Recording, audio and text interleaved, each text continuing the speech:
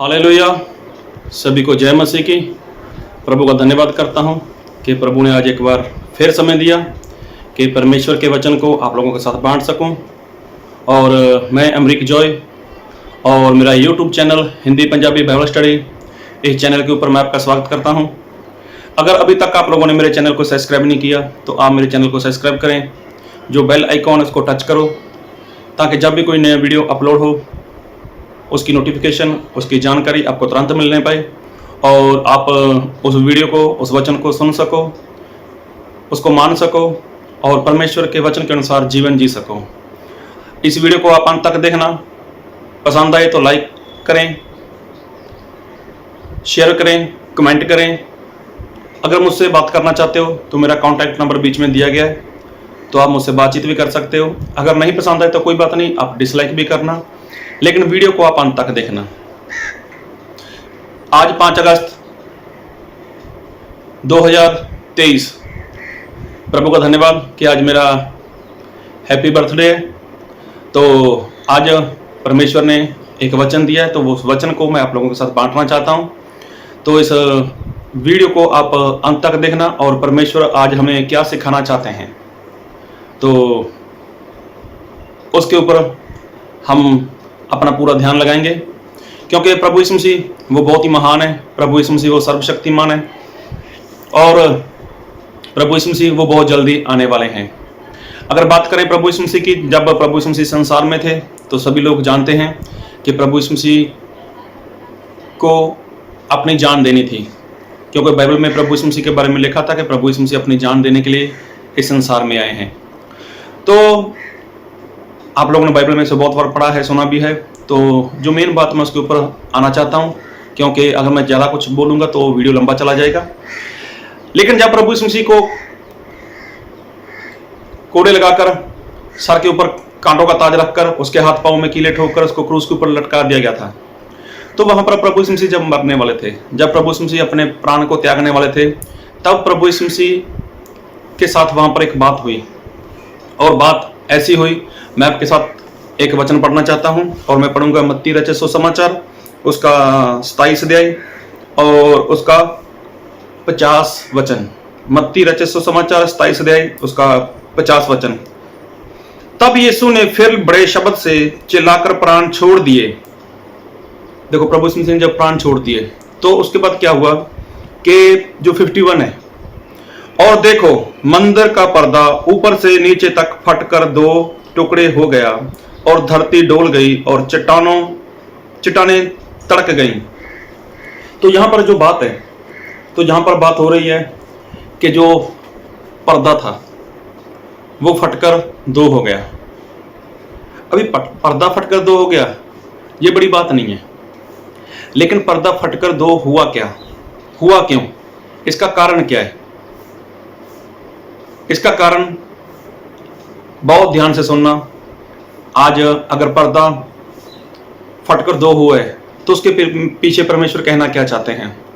पर्दा फट गया, ठीक है, बाइबल में लिखा है, आप मत्ती पढ़ो, मरकुस पढ़ो, तो वहां पर लिखा है कि पर्दा फटकर 2 हो गया, और लिखा है ऊपर से लेकर नीचे तक, हाँ, फटकर 2 हिस्से हो गया।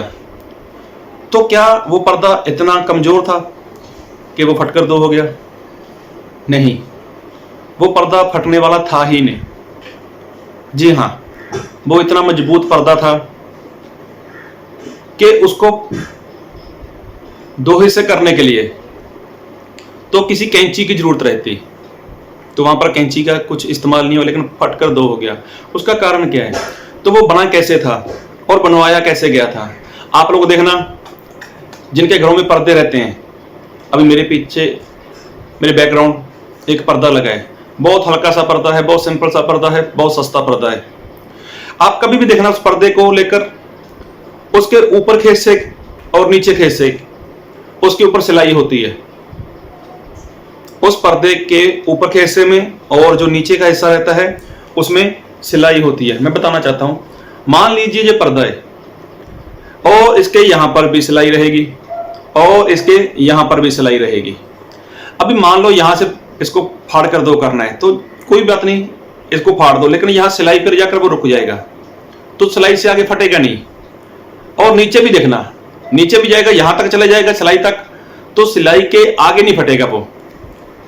जी, बात को ध्यान से सुनना। आप किसी के घर में भी जाओ, अपने घर में देखना ध्यान से, जो आपके पर्दा लगा है, पर्दा महंगा हो सस्ता हो, लेकिन मैं एक बात बोलना चाहता हूं कि वहां पर सिलाई आती है तो पर्दा फटेगा, लेकिन सिलाई के पास जाकर वो रुक जाएगा।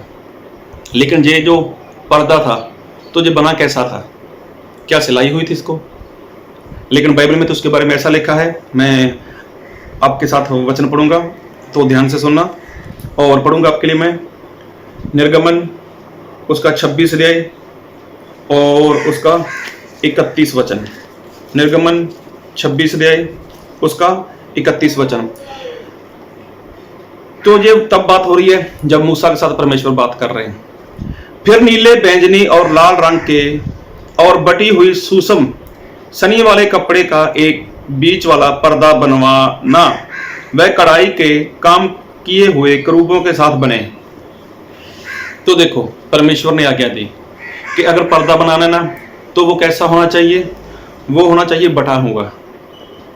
तो बटी हुई मतलब बटी हुई सूसम। जैसे आप लोगों ने देखा होगा, जब सर्दी आती है तो बहुत से घरों में कुछ ऐसी महिलाएं होती हैं कि जो अपने बच्चों के लिए या अपने पति के लिए या किसी के लिए वो एक स्वेटर वो बनाते हैं। तो उनके पास क्या रहता है? कुछ धागे जैसा रहता है, तो उसको शायद ऊन बोलते हैं। हाँ, वो रहता है उनके पास। तो वो उसको हाथ के साथ ऐसे बनाते रहते हैं। अभी देखना, वो बनाते हैं तो जब स्वेटर बन जाता है तो कभी भी देखना, स्वेटर अगर फटेगा तो वो वहीं पर रहेगा, आगे नहीं बढ़ेगा कभी भी।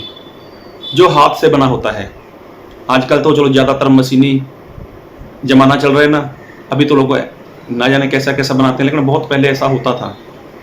मैंने भी कई बार पहना है, वो हो सकता है आप लोगों ने भी कई बार पहना हो। लेकिन घर में जो महिलाएं होती थी अपने छोटे बच्चों के लिए, या वो देखा होगा आप लोगों ने कि जो हाथ की सर्दी से बचने के लिए हाथ के ऊपर कुछ ग्लव्स पहने जाते हैं, तो वो भी उसके बनते हैं। कई बार जो सॉक्स रहती है तो भी उसकी बनाई जाती थी। तो स्वेटर भी उसी का बनता था। उसको क्या होता था? उसको बनाया जाता था। जो सूसम होती है, जैसे सूसम लिखा है यहाँ पर, वो बटी रहती है, तो उसका पर्दा बनाना था।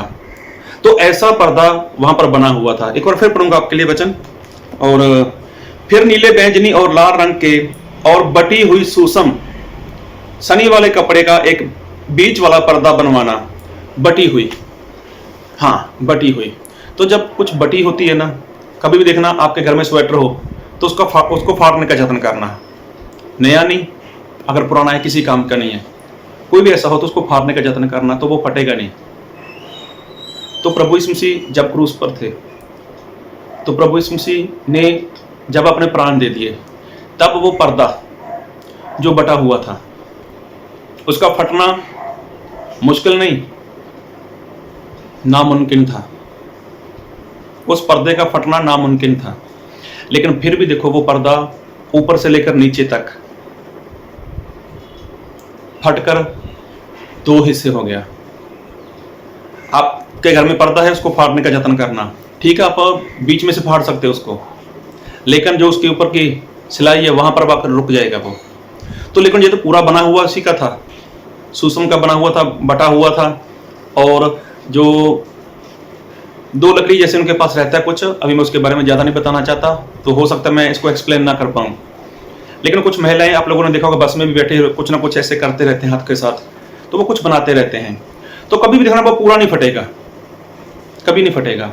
तो पर्दा तो ऐसा ही बनवाया हुआ था, परमेश्वर ने पर्दा ऐसा बनाया था। और मैं आपके लिए वचन पढ़ूंगा, और मैं पढ़ूंगा आपके लिए लेवी व्यवस्था उसका 21 अध्याय और उसके 16 वचन से। फिर यहोवा ने मूसा से कहा, हारून से कह के तेरे वंश की पीढ़ी में जिस किसी के कोई भी दोष हो, वह अपने परमेश्वर का भोजन चढ़ाने के लिए समीप ना आए। कोई क्यों ना हो जिसमें दोष हो, वह समीप ना आए, चाहे वह अंधा हो, चाहे लंगड़ा, चाहे चपटा हो, चाहे उसके कुछ अधिक अंग हो, जहाँ उसका पाँव जहाँ हाथ टूटा हो, जहाँ वह कुबड़ा जहाँ बौना हो, जहाँ उसकी आंख में दोष हो, जहाँ उस मनुष्य के चाई जहाँ खुजली हो, जहाँ उसके अंड पिचके हों। अगर आप इसको 24 तक पढ़ोगे, लेव्य व्यवस्था उसका 21 अध्याय 16 से लेकर 24 तक, तो यहाँ पर परमेश्वर ने आज्ञा दी थी कि कोई भी इंसान उस पर्दे के पीछे नहीं जा सकता जिसमें दोष होगा, जिसमें कोई भी गड़बड़ी है, तो वो इंसान परमेश्वर के पास उस पर्दे के पीछे नहीं जा सकता। तो परमेश्वर ने ये आज्ञा मूसा को पुराने नियम में दी थी। तो बात को बहुत ध्यान से सुनना और समझना कि परमेश्वर क्या कहना चाहते हैं। और एक वचन पढ़ूंगा आपके लिए मैं, निर्गमन उसका 36 अध्याय और उसके 35 वचन से। फिर उसने नीले, बैंगनी और लाल रंग के कपड़े का और बटी हुई सूसम सनी वाले कपड़े का बीच वाला पर्दा बनाया, वह कढ़ाई के काम किए हुए क्रूबों के साथ बना। तो देखो, पर्दा बना था, लेकिन पर्दा क्या करता था, एक जगह को दो हिस्सों में बांट देता था। तो किस तरह से, मैं आपके साथ वो भी वचन पढ़ना चाहता हूं। मैं पढ़ूंगा आपके लिए नए नियम से इब्रानियों उसका 9 अध्याय। तो बहुत ध्यान से सुनना, उसका एक वचन से पढ़ रहा हूं, 1, 2 और 3। उस पहली वाचा में भी सेवा के नियम थे, और ऐसा पवित्र स्थान था जो इस जगत का था, क्योंकि एक तंबू बनाया गया। पहले तंबू में दीवट और मेज और भेंट की रोटियां थीं, और वह पवित्र स्थान कहलाता था। तो बात को बहुत ध्यान से सुनना। तो यहाँ पर 2 स्थान की बात हो रही है। तो जो पहला स्थान था उसको बोला जाता था, उसको बोला जाता था पवित्र स्थान। पवित्र स्थान कहलाया जाता था। तो उसमें क्या था, उसमें था दीवट, मेज, भेंट की रोटियां थीं, और उसको पवित्र स्थान कहा जाता था। और 3 में लिखा है दूसरा पर्दे के पीछे। अभी बहुत ध्यान से सुनना। दूसरा पर्दे के पीछे वह तंबू था जो परम पवित्र स्थान कहलाता था। तो वीडियो काफी लंबा चला जाएगा, लेकिन मैं चाहता हूं कि अगर आप लोग वीडियो देख रहे हो ना, तो प्लीज आप इसको बहुत ध्यान से पढ़ना, शांति के साथ पढ़ना, ताकि आपको समझ आए। तो यहां पर लिखा है इब्रानियों 9:3 में, दूसरा पर्दे के पीछे वह तंबू था जो परम पवित्र स्थान कहलाता है। अभी देखो, वो पर्दा, जो पर्दा परमेश्वर ने बोला था, मूसा के जरिए बोला था, वो पर्दे के पीछे परम पवित्र स्थान था। अभी वहां पर कोई इंसान नहीं जा सकता था। जो हम लोगों ने पढ़ा लेविया व्यवस्था में 21:16 से, तो वहां पर किसी में कोई भी दोष हो तो कोई भी इंसान वहां पर नहीं जा सकता था, वो पर्दे के पीछे था। लेकिन पर्दे के पीछे कौन जा सकता था? तो अगर आप उसको पढ़ना चाहो तो आगे लिखा है 4 में। तो उसमें लिखा है कि वहां पर क्या क्या था। उसमें सोने की धूपदानी और चारों ओर सोने से मढ़ा हुआ वाचा का संदूक, और इसमें मन्ना से भरा हुआ सोने का मर्तबान, और हरून की छड़ी जिसमें फूल फल आ गए थे, और वाचा की पट्टियां थीं। उसके ऊपर 2 तेजोमय क्रूब थे जो प्राचित के ढकने पर छाया किए हुए थे। इनका एक एक करके वर्णन करने का अभी अवसर नहीं है। तो देखो, बाइबल में ऐसा लिखा है कि वहां पर जो दूसरा परम पवित्र स्थान था उसके अंदर क्या क्या था। लेकिन आगे 6 में लिखा है, जे वस्तुएं इस रीति से तैयार हो चुकी, उस पहले तंबू में याजक हर समय प्रवेश करके सेवा के कार्य संपन्न करते थे। तो जो पहला पवित्र स्थान था, पवित्र स्थान, उसमें तो याजक हर रोज जा सकता था, हर रोज वहां पर सेवा कर सकता था। अगर वहां पर वो सेवा का काम करना चाहता है तो वहां पर वो जाकर काम कर वापस आ जाता था। लेकिन पर दूसरे में केवल महायाजक, देखिए बात को बहुत ध्यान से सुनना, पर दूसरे में केवल महायाजक वर्ष भर में एक ही बार जाता है, और बिना लहू लिए नहीं जाता, जिसे वह अपने लिए और लोगों की भूल चूक के लिए चढ़ाता है। तो देखो, जो परम पवित्र स्थान है पर्दे के पीछे, वहां पर सिर्फ और सिर्फ जो महायाजक ही जा सकता था वहां पर। और उस महायाजक को जाने के लिए भी साल में एक बार जाना पड़ता था, और वो भी खाली हाथ नहीं, लहू लेकर। अगर कोई इंसान से गलती हो गई, वो पाप की क्षमा चाहता है, तो उसको इंतजार करना पड़ेगा, क्योंकि कोई भी महायाजक वो पहले नहीं जा सकता था। उसके लिए जो समय ठहराया गया था साल में एक बार जाना, तो वो उस समय तक इंतजार करता रहेगा। उसके बाद लहू के साथ जाना था।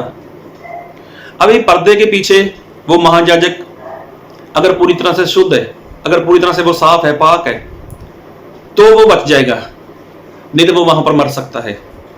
बाइबल में ऐसा लिखा है। तो जो इंसान के लिए वो प्रायश्चित के लिए गया वहां पर, तो अभी जब महायाजक वहां पर मर गया, जब उससे कुछ हो गया, गलती हो गई, तो उस जो इंसान बाहर है अपनी पाप की क्षमा के लिए इंतजार कर रहा है, तो वो उसका पाप तो अभी तक बना हुआ है, उसका पाप अभी तक बना हुआ है, इसलिए उसे इंतजार करना रहता है। जब वो इंतजार करेगा तो उसके लिए क्या होगा, वो इंतजार करता रहता था। अभी जो महायाजक है साल में एक बार जाता था, जब साल में एक बार जाता था, और अगर किसी इंसान के पापों की क्षमा के लिए वो चला भी गया, वो लहू लेकर चला भी गया, अगर उसको मान लो उसको पापों की क्षमा मिल भी गई, और आगे क्या लिखा है, इससे पवित्र आत्मा यही दिखाता है कि जब तक पहला तंबू खड़ा है तब तक पवित्र स्थान का मार्ग प्रकट नहीं हुआ। बात को बहुत ध्यान से सुनना। इब्रानिया 8:9 में लिखा है, अगर इंसान को पापों की क्षमा मिल गई, उसके पाप क्षमा हो भी गए लहू से, लिखा है बाइबल में कि लहू से पापों की क्षमा होती है। अगर उसको पाप की क्षमा हो गई, लेकिन पाप की क्षमा होने के बाद भी वो इंसान उस पर्दे के अंदर जाकर जो परम पवित्र स्थान है वहां पर नहीं जा सकता था, तो वहां पर सिर्फ और सिर्फ महायाजक ही जा सकता था, वो भी साल में एक बार। तो सबसे बड़ी बात कि जो परम पवित्र स्थान है उसके अंदर जाने के लिए जो बीच में पर्दा था, पर्दे के उधर परमेश्वर की हजूरी, मतलब परमेश्वर के पास जाना। अभी इधर इंसान है, जो इधर इंसान है, उसने कोई भी गलती की, उसने कोई भी गुनाह किया, चलो उसने लहू दे दिया, कोई बलि दे दी, उसका लहू लेकर प्रधान याजक पर्दे के उस तरफ चला गया, परमेश्वर ने उस लहू को कबूल कर लिया, ठीक है, उसको मैंने क्षमा दे दी, तो वो इंसान कभी भी उस पर्दे के उस साइड नहीं जा सकता, मतलब परमेश्वर से नहीं मिल सकता, परमेश्वर से मुलाकात नहीं कर सकता। अभी वो पर्दा क्या था, उसके लिए एक बहुत बड़ी रुकावट थी। चाहे उसने पापों की क्षमा पा ली, चाहे उसका शरीर शुद्ध हो गया है, लेकिन फिर भी उसके दरमियान वो पर्दा आ जाता था।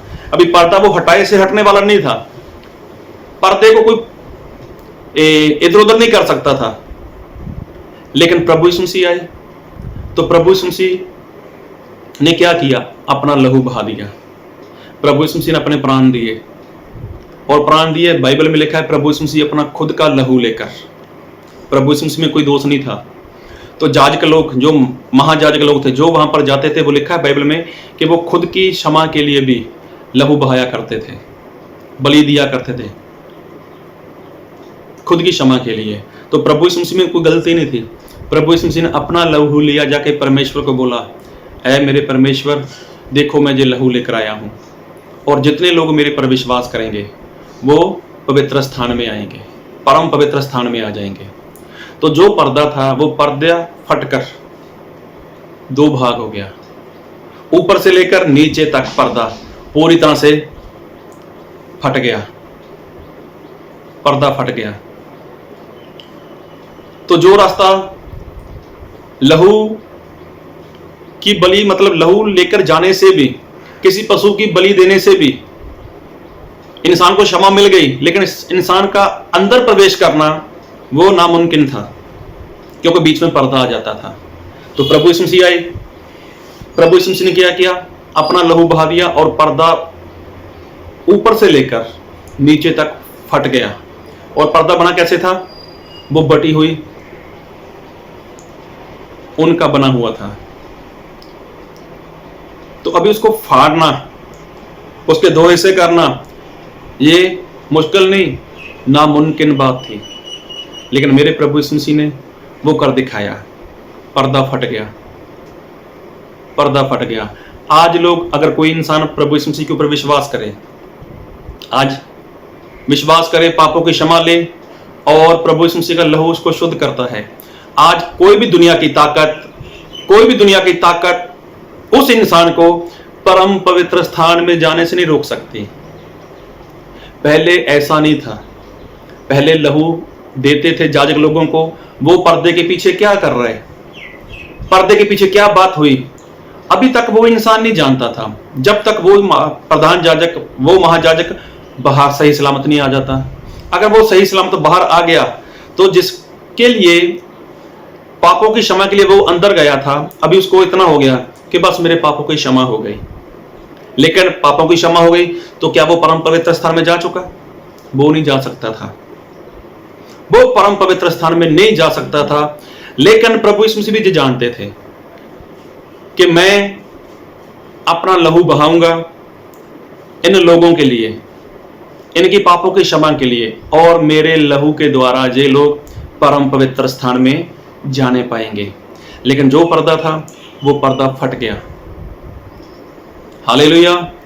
तो मैंने जो जो वचन बोले आपको, आप इसको जरूर पढ़ना, ध्यान से पढ़ना और समझ के पढ़ना, क्योंकि एक बार फिर पढ़ूंगा आपके लिए इब्रानियों उसका 9 अध्याय और उसका 8 वचन। इससे पवित्र आत्मा यही दिखाता है कि जब तक पहला तंबू खड़ा है, मतलब जब तक वो पर्दा बीच में है, तब तक पवित्र स्थान का मार्ग प्रकट नहीं हुआ। मतलब जो पर्दा था ना, वो पर्दा जब तक बीच में है, तब तक कोई भी इंसान उस परम पवित्र स्थान में नहीं जा सकता, परम पवित्र स्थान में नहीं जा सकता। लेकिन मेरे प्रभु यीशु मसीह ने वो पर्दा फाड़ दिया। प्रभु यीशु मसीह ने अपने प्राण त्याग दिए, वो पर्दा फट गया। अब कोई भी इंसान उस परम पवित्र स्थान में जा सकता है। कैसे? प्रभु यीशु मसीह के लहू के द्वारा।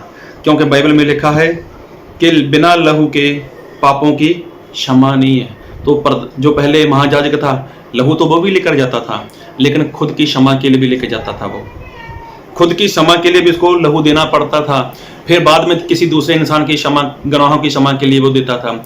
चलो उसको गुनाहों की क्षमा मिल भी गई, लेकिन वो इंसान कभी भी परम पवित्र स्थान में नहीं जा सकता था। तो वो उसका कारण था वो पर्दा बीच में था। तो आज ऐसा नहीं है। आज प्रभु यीशु मसीह ने वो पर्दा फाड़ डाला। आप सीधा परमेश्वर को मिल सकते हो। पहले कोई अंधा है, लंगड़ा है, किसी की नाक सही नहीं है, किसी की आंख में नुक्स है, कोई हाथ पांव में कैसे भी नुक्स हैं। अगर आप लेवी व्यवस्था पढ़ोगे ना 21-16 में, तो वहां पर लिखा हुआ है ऐसे ऐसे लोग वहां पर नहीं जा सकते थे परम पवित्र स्थान में, चाहे उनको पापों की क्षमा मिल भी गई। लेकिन आज देखो, आज तो कोई भी इंसान वहां पर जा सकता है। आज तो पापी लोग भी वहां पर पहुंच सकते हैं। क्या करना है? विश्वास करना है, पश्चाताप करना है, तौबा करनी है और यीशु मसीह के लहू से शुद्ध होना है। तो परम पवित्र स्थान में तो आप बहुत आसानी से जा सकते हो। जो काम आपके लिए मुश्किल था, वही प्रभु यीशु मसीह ने महायाजक बनकर वो काम पूरा कर दिया। और आज 5 अगस्त 2023 है। तो आज मेरा हैप्पी बर्थडे मैंने बताया, तो प्रभु का धन्यवाद कि आज ही प्रभु यीशु मसीह ने मुझे वचन दिया और प्रभु ने ये जो भेद खोला है, उसके लिए प्रभु का बहुत बहुत धन्यवाद। जब प्रभु यीशु मसीह ने अपने प्राण त्यागे थे, तब क्या हुआ था, एक बार फिर वही वचन पढ़ देता हूँ आपके लिए। तो मत्ती उसका 27 अध्याय उसके 51। और देखो, मंदिर का पर्दा ऊपर से नीचे तक फट कर 2 टुकड़े हो गया। देखो, मंदिर का पर्दा, जो पवित्र स्थान और यहाँ पर पर्दा, इस साइड अति पवित्र स्थान, इसमें कौन जा सकता है? सिर्फ और सिर्फ महायाजक। वो भी साल में एक बार जा सकता था। अगर इंसान आज गलती कर चुका है, उसको चाहिए पापों की क्षमा, लेकिन उसको 1 साल के लिए इंतजार करना पड़ेगा। तो अभी ऐसा नहीं है। अभी आपने कोई भी गलती की हो, आपने कोई भी गुनाह, कोई भी पाप किया है, तो कोई बात नहीं, प्रभु यीशु मसीह के पास आओ, प्रभु यीशु मसीह के दास को मिलो, उसको बोलो। तो प्रभु यीशु मसीह अपने वचन से, अपने दास के जरिए आपसे बातचीत करेंगे। और आज जो प्रभु यीशु मसीह ने द्वार आपके लिए खोला हुआ है, तो आप उसमें प्रवेश कर सकते हो। आमीन।